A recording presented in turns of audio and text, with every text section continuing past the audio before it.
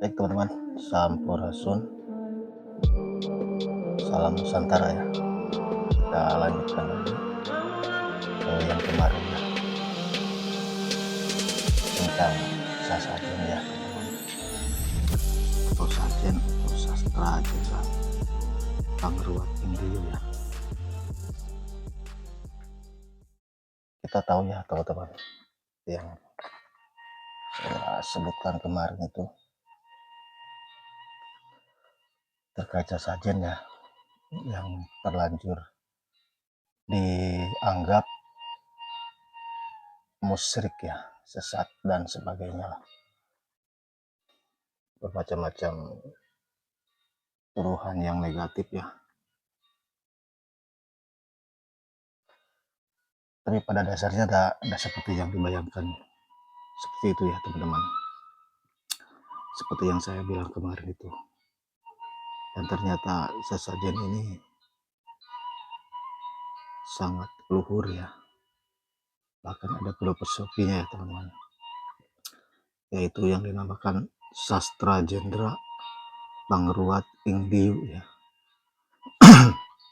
dimana artinya ini adalah kitab hidup di alam semesta ini ya teman-teman. Sebagai penyelamat jiwa dari penderitaan dunia ya, sebagai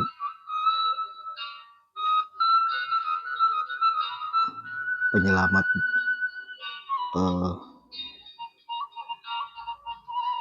jiwa ya. Sebentar teman-teman, dari penderitaan dunia.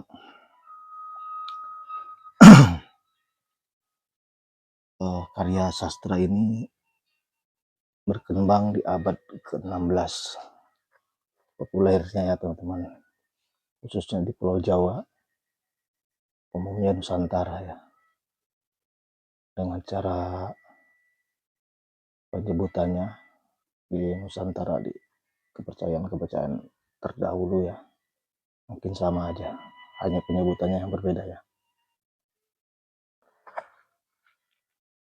Karena hampir seluruh Nusantara ini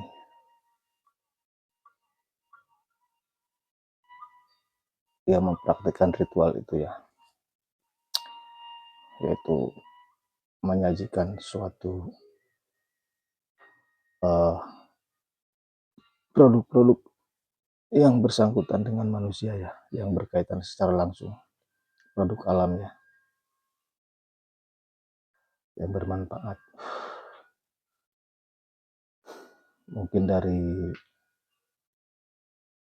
timur sampai ke barat ya, Nusantara itu akrab dengan yang disebut sajen ya teman-teman. Karena pada dasarnya yang saya bilang kemarin itu adalah bentuk rasa syukur ya, dengan apa yang didapat manusia. Mungkin seiringnya zaman sekarang, dengan adanya paham-paham baru yang dari luar, sajen ini berganti rupa ya, walaupun tidak hilang, karena masih banyak kegiatan-kegiatan yang pada dasarnya menyajikan suatu makanan ya di rumah kita ya teman-teman, dalam acara tertentu ya, maupun acara keluarga, acara yang besar gitu kan, lingkungan dan sebagainya.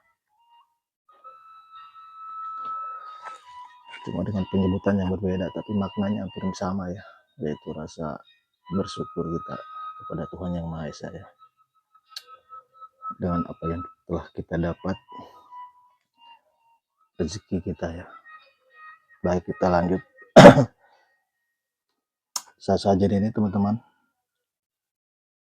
ada beberapa pokok ajaran yang terkandung dalam sastra jendra ya. Biar saja bacakan aja teman-teman ya, supaya ini bukan pemikiran saya ya, ini ada sumbernya teman-teman ya. Kalaupun teman-teman mau mempelajari lebih jauh, lebih dalam, silahkan ya.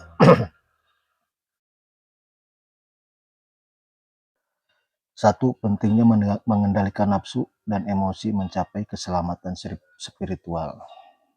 Di sini ya teman-teman, memang sangat bagus atau sangat baik ya teman-teman. Karena dalam filosofi ini mengajarkan kita untuk mengendalikan nafsu ya. Nafsu ego, nafsu duniawi, nafsu harta benda, nafsu yang berkaitan dengan pribadi ya.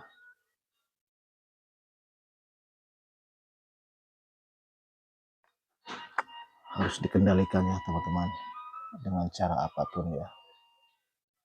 Mungkin salah satunya yang sudah familiar kita tahu ya, yaitu berpuasa. Karena puasa ini sudah ada dari zaman dulu ya, nenek moyang kita sudah mempraktekkan itu ya teman-teman. Sudah mempraktekkan puasa itu dengan berbagai macam caranya ya. Dari puasa harian, makan pagi, buka sore gitu kan. Puasa makan ubi-ubian dan sebagainya sampai puasa mati geni ya. Dan pada dasarnya puasa mati geni itu bukan menahan lapar sampai mati ya teman-teman. Cuma esensinya itu mematikan api di dalam diri kita. Sifat-sifat api yang ada dalam diri kita itu ditekan sedemikian mungkin ya teman-teman, sampai ya itulah, hilang nafsu dan ego kita ya, sampai tidak punya rasa lagi hawa nafsu dalam diri kita ya, semacam iri, dengki, jahil sama orang, menyakiti orang, sampai timbul rasa kasih sayang, ulas asih ya. Dalam filosofi Sunda ini disebut silih asah, silih asih, silih asuh ya. Salah satu hasil dari meredam hawa nafsu itu ya. Baik, kita lanjut ya teman-teman.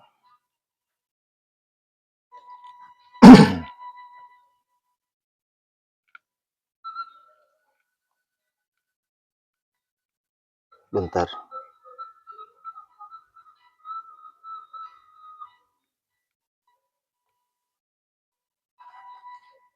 Yang kedua, cara untuk menghindari penderitaan dunia, seperti kan melakukan perbuatan baik dan menghindari perbuatan jahat. Nah ini juga penting ya, sangat bagus teman-temannya. Ada cara-cara untuk menghindari perilaku jahat kita ya. Memang perilaku jahat itu harus senantiasa dihindari ya teman-teman. Kita harus berperilaku baik ya, sesama manusia, hewan, tumbuhan, dan makhluk-makhluk lainnya. Bahkan terhadap makhluk yang kasat mata itu kita juga harus bersikap baik ya, dengan cara apapun ya. Masing-masing manusia punya caranya. Bahkan kita sudah diajari dari kecil itu, ketika mau buang air kecil di tempat-tempat yang sunyi itu harus izin dulu ya teman-teman. Memang orang terdahulu ini, leluhur kita ya, memang sampai sejauh itu memikirkan bagaimana manusia bersikap baik ya. Jangankan yang sesama kasat mata, yang tidak kasat mata pun kita diajari itu ya. Tiga ya, pentingnya memiliki kesabaran, ketabahan, kebijaksanaan dalam menghadapi tantangan hidup. Yaitu ya, kembali ke tadi teman-teman, kita harus bersabar ya. Nah, sastra genre ini mengajari itu ya, tentang kesabaran, kebijaksanaan, bijaksana dalam mengambil keputusannya, jangan serampangan bahasanya itu sangat sangat luhur lah uh, filosofi dari sastra genre ini ya. Mungkin yang saya bacakan ini hanya sepintas saja ya, kalau lebih jauh lebih dalam itu mungkin perlu waktu ya teman-teman. 4.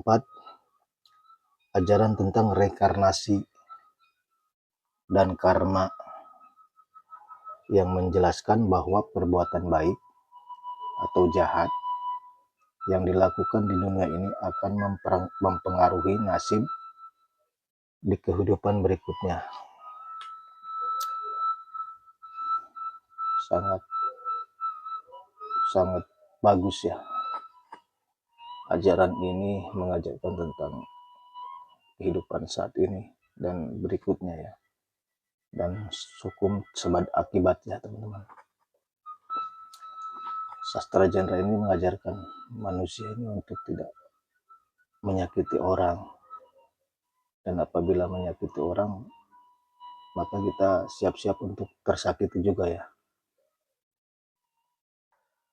Bahkan bukan pada orang aja ya. Ini sifatnya umum ya, semua makhluk ya. Tidak merusak alam, tidak menyakiti binatang, tidak menyakiti makhluk-makhluk yang kasat mata dan sebagainya ya.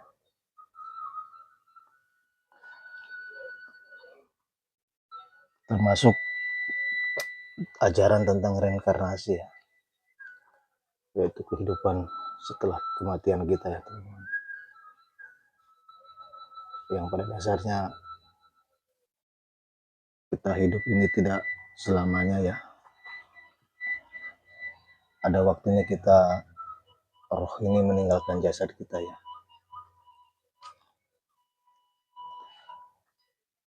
Kembali ke sebab akibat, di saat kita hidupnya tidak teratur, mengumbar hawa nafsu, menyakiti orang, di kehidupan berikutnya mungkin kita belum selesai ya, akan terus mengulangi kehidupan berikutnya.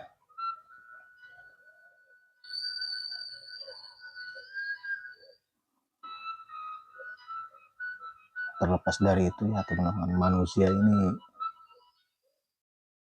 memiliki karma ya, karma yang tidak bisa dilepas, dan itu harus dijalani ya sama tubuh kita. Ketika roh meninggalkan jasad kita, karma itu akan bermain ya teman-teman. Kita hidup memakan makanan enak yang dihasilkan dari makhluk hidup yang lainnya ya, seperti tumbuhan, hewan. Kita makan ikan, makan ayam, daging.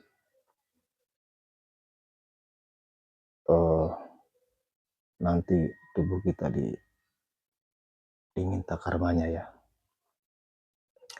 Ketika kita meninggal, tubuh kita akan dimakan lagi sama alam dan menjadi saripati kembali ya, untuk memberi makanan kepada tumbuhan dan makhluk lainnya, hewan dan segala macamnya. Karena dalam hidup kita ini berkembangnya raga kita itu dengan saripati, inti sari dari yang kita makan ya. Itulah karma kita yang sesungguhnya ya teman-teman. Terlepas dari alam-alam yang berikutnya, saya tidak bisa berbicara itu ya teman-teman, karena saya belum mengalami itu ya. Tapi kalau yang mati, raga membusuk, dimakan belatung ya, itu udah umum ya teman. Memang sangat bagus ini teman-teman, harus dihayati, dipelajari tentang sastra genre ini ya. Bukan stigma negatif aja yang terus dipropagandakan ya. Mungkin hanya itu saja ya teman-teman, nanti kita sambung lagi di lain waktu dan kesempatan. Jika ada salah kata mohon maaf, karena saya sebatas manusia biasa ya, yang tidak luput dari salah dan hilaf teman-teman ya. Sampurasun, salam Nusantara, Rahayu.